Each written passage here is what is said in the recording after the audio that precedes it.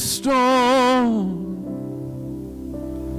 and the rain,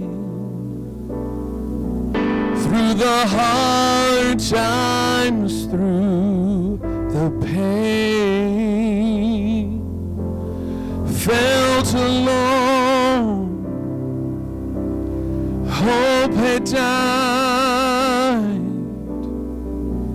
and you almost lost your mind. Looking back, you will find He's been there all the time.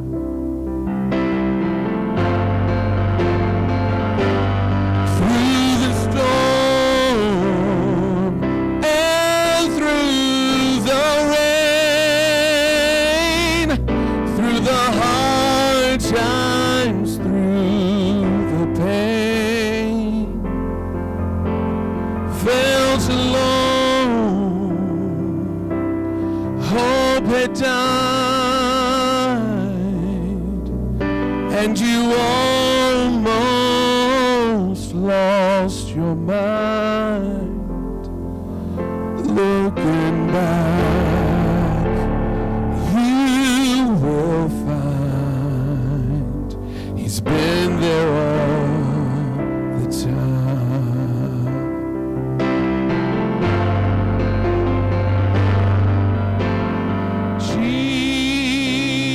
Jesus, Jesus, Jesus, Jesus,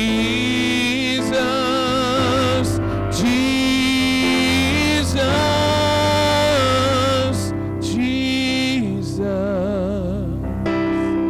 Jesus, Jesus, Jesus.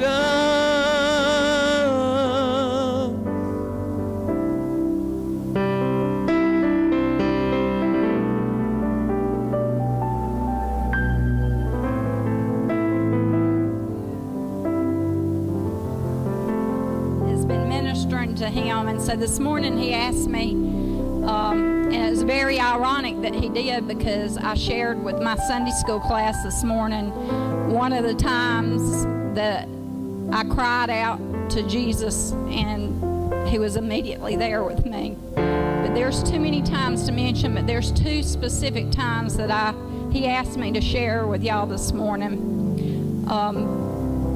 As many of y'all know, 2 years ago this month, I didn't even know if I would be standing here today, but by the grace of God, I'm still here. I was diagnosed with breast cancer and had a lot of preliminary stuff to go through. One of those things was an MRI, and if you've never had an MRI, they place you in this tube and you just have to stay in there for so long, and you have to be perfectly still. You can't move. You're basically tied down. Your hands are by your side. You have an IV going in you. You feel like a mummy. For me, because it was breast cancer, I was laying face down, like with my face through a hole, like if you're going to have a massage, but you felt like you couldn't breathe. And they told me that they would put me in there 2 times for 6 minutes each, and then the last time would be 12 minutes. So I made it through the first 6 minutes and came out. And she gave me a little rest. I made it through the second 6 minutes. And as I'm going back in for the 12 minutes, I'm thinking to myself, I barely made it the 6 minutes. There's no way I can make it 12 minutes. I'm already having negative thoughts, and I had a panic button that I could press.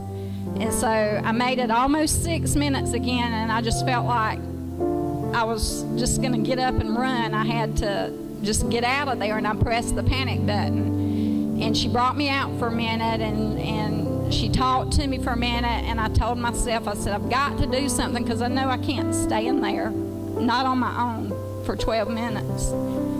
And so when I went back in, the first thing that came to my mind was that song that we always sing, God, I believe you're my healer. And I started singing, you hold my every moment. You You calm my raging seas. You walk with me through the fire. You heal all my disease. I trust in you. I trust in you. And I just kept singing that verse over and over and over again to myself. The next thing I knew, she was pulling me out and she said, "We're done." And I hadn't even realized. That was the first time that God got me through.